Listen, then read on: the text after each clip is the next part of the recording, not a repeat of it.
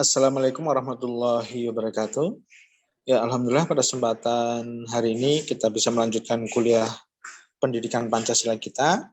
Kita melanjutkan materi sebelumnya, yaitu Pancasila sebagai dasar negara. Nah, hari ini bagian 2, ya, karena untuk yang pertama sudah kita bahas pada pertemuan yang lalu. Materi hari ini yang pertama adalah dinamika dan tantangan Pancasila sebagai dasar negara. Dinamika Pancasila. Adat istiadat dan agama menjadi kekuatan yang membentuk adanya pandangan hidup bangsa Indonesia.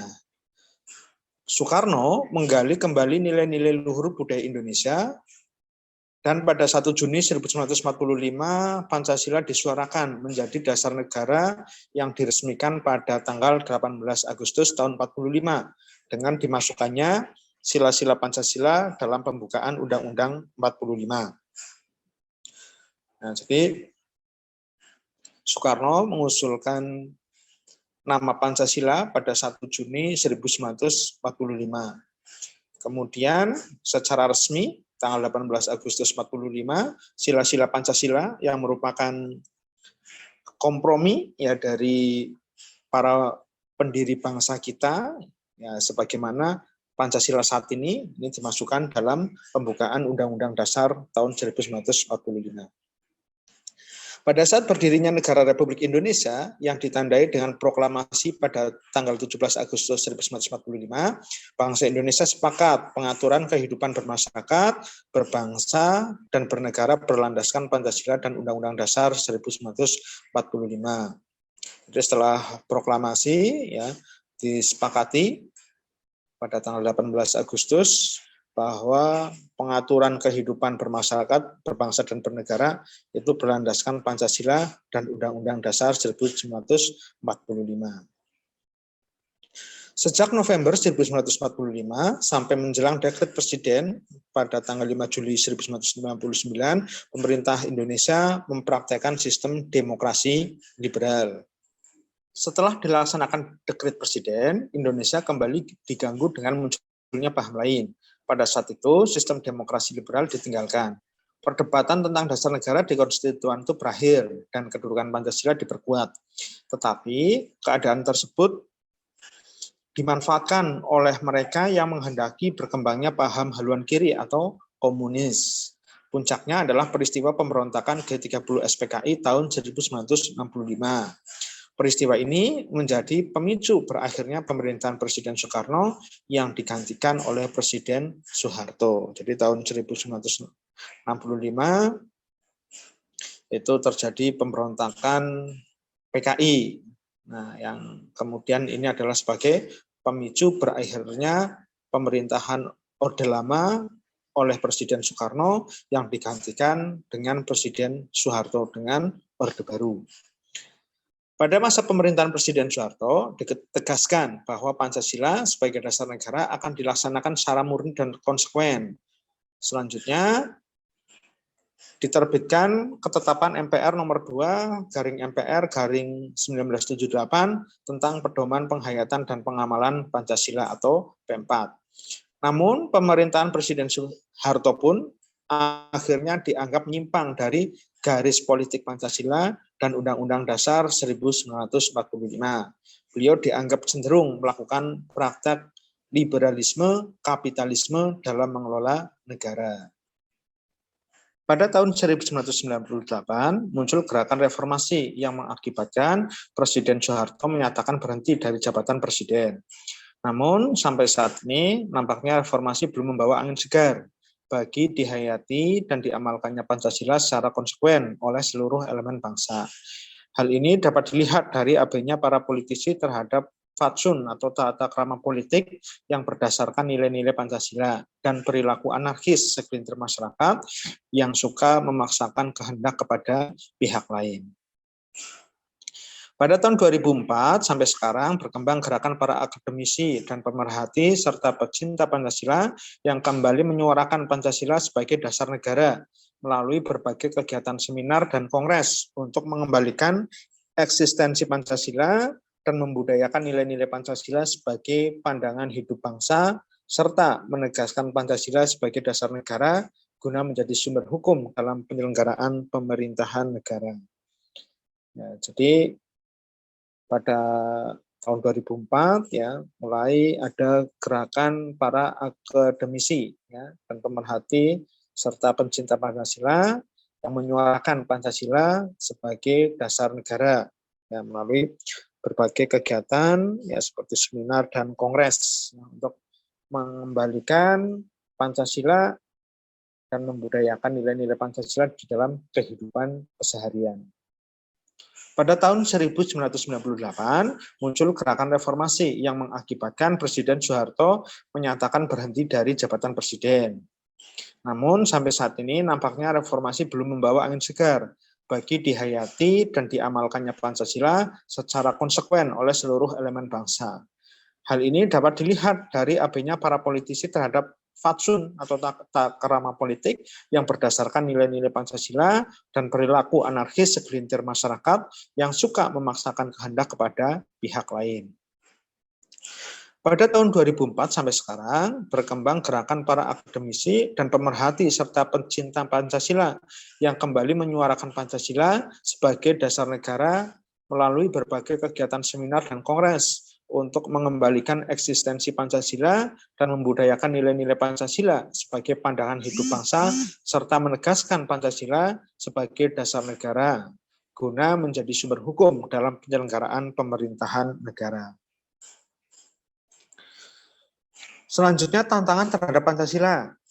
Tantangan Pancasila yang muncul antara lain berasal dari derasnya arus paham-paham yang bersandar pada otoritas materi seperti liberalisme, kapitalisme, komunisme, sekularisme, pragmatisme, dan hedonisme yang menggerus kepribadian bangsa yang berkarakter nilai-nilai Pancasila. Paham-paham tersebut telah merasuk jauh dalam kehidupan bangsa Indonesia, sehingga banyak masyarakat yang kemudian melupakan kultur yang memiliki sifat religius, santun, gotong royong, ya ramah tamah, dan sebagainya. Tantangan terhadap Pancasila dapat dilihat dari yang pertama pada kehidupan masyarakat. Terjadi kegamangan dalam kehidupan bernegara dalam era reformasi ini karena perubahan sistem pemerintahan yang begitu cepat, termasuk digulirkannya otonomi daerah yang seluas-luasnya. Di satu pihak dan di pihak lain, masyarakat merasa bebas tanpa tuntutan nilai dan norma dalam kehidupan bernegara. Nah, jadi di kehidupan masyarakat ya ada semacam kegamangan ya karena adanya perubahan sistem pemerintahan yang cepat. Nah, di pihak lain masyarakat itu merasa bebas ya tanpa adanya nilai dan norma di dalam kehidupan bernegara. Dalam bidang pemerintahan, banyak muncul di ranah publik aparatur pemerintahan, baik sipil maupun militer, yang kurang mencerminkan jiwa kenegarawanan. Terdapat fenomena perilaku aparatur yang aji mumpung atau mementingkan kepentingan kelompoknya saja. Selanjutnya, mendeskripsikan esensi dan urgensi Pancasila sebagai dasar negara. Esensi dan urgensi Pancasila sebagai dasar negara. Penerimaan Pancasila sebagai dasar negara membawa konsekuensi diterima dan berlakunya kaidah-kaidah penuntun dalam pembuatan kebijakan negara, terutama dalam politik hukum nasional. 4 kaidah penuntun dalam pembuatan politik hukum atau kebijakan negara. Yang pertama, kebijakan umum dan politik hukum harus tetap menjaga integrasi atau keutuhan bangsa, baik secara ideologi maupun secara teritori. Yang kedua, kebijakan umum dan politik hukum harus didasarkan pada upaya membangun demokrasi atau kedaulatan rakyat dan nomokrasi negara hukum sekaligus. 3. Kebijakan umum dan politik hukum haruslah didasarkan pada upaya membangun keadilan sosial bagi seluruh rakyat Indonesia. Indonesia bukanlah penganut liberalisme, melainkan secara ideologis menganut prismatika atau kombinasi antara individualisme dan kolektivisme dengan titik berat pada kesejahteraan umum dan keadilan sosial. Yang keempat, kebijakan umum dan politik hukum haruslah didasarkan pada prinsip toleransi beragama yang berkeadaban. Indonesia bukan negara agama, tetapi Indonesia juga bukan negara sekuler yang hampa agama. Sehingga setiap kebijakan atau politik hukumnya haruslah dijiwai oleh ajaran berbagai agama yang bertujuan mulia bagi kemanusiaan. Kedudukan Pancasila sebagai dasar negara. Yang pertama, Pancasila sebagai dasar negara adalah sumber dari segala sumber tertib hukum di Indonesia. Yang kedua, meliputi suasana kebatinan dari Undang-Undang Dasar 1945. Yang ketiga, mewujudkan cita-cita hukum bagi dasar negara, baik hukum dasar tertulis maupun tidak tertulis. Yang keempat, mengandung norma yang mengharuskan Undang-Undang Dasar, mengandung isi yang mewajibkan pemerintah dan lain-lain penyelenggara negara, termasuk penyelenggara partai dan golongan fungsional, memegang teguh cita-cita moral rakyat yang luhur. Yang kelima, merupakan sumber semangat abadi Undang-Undang Dasar 45 bagi penyelenggaraan negara, para pelaksana pemerintahan. Hal tersebut dapat dipahami karena semangat tersebut adalah penting bagi pelaksanaan dan penyelenggaraan negara, karena masyarakat senantiasa tumbuh dan berkembang seiring dengan perkembangan zaman dan dinamika masyarakat. Selanjutnya, urgensi Pancasila sebagai dasar negara. Untuk memahami urgensi Pancasila sebagai dasar negara, dapat menggunakan dua pendekatan, yaitu yang pertama, pendekatan institusional adalah pendekatan yang membentuk dan menyelenggarakan negara yang bersumber pada nilai-nilai Pancasila, sehingga negara Indonesia memenuhi unsur-unsur sebagai negara modern yang menjamin terwujudnya tujuan negara atau terpenuhinya kepentingan nasional yang bermuara pada terwujudnya masyarakat adil dan makmur. Yang kedua, pendekatan human resource. Orang-orang yang memegang jabatan dalam pemerintahan atau aparatur negara yang melaksanakan nilai-nilai Pancasila secara murni dan konsekuen di dalam pemenuhan tugas dan tanggung jawabnya, sehingga formulasi kebijakan negara akan menghasilkan kebijakan yang mengejawantahkan kepentingan rakyat.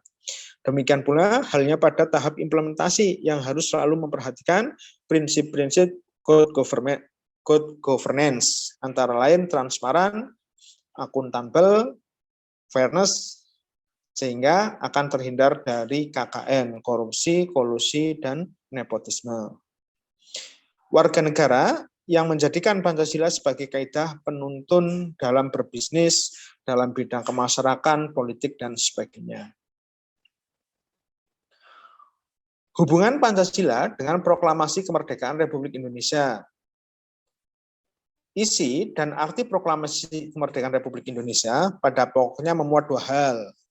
Yang pertama, pernyataan kemerdekaan bangsa Indonesia, baik pada dirinya sendiri maupun terhadap dunia luar.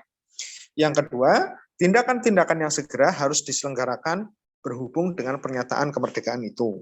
Letak dan sifat hubungan antara proklamasi kemerdekaan Republik Indonesia dengan pembukaan Undang-Undang Dasar 1945. Yang pertama, disebutkan kembali pernyataan kemerdekaan dalam bagian ketiga pembukaan menunjukkan bahwa antara proklamasi dengan pembukaan merupakan suatu rangkaian yang tidak dapat dipisahkan. Yang kedua, ditetapkannya pembukaan pada 18 Agustus 1945 bersama-sama ditetapkannya Undang-Undang Dasar, Presiden dan Wakil Presiden merupakan realisasi bagian kedua proklamasi.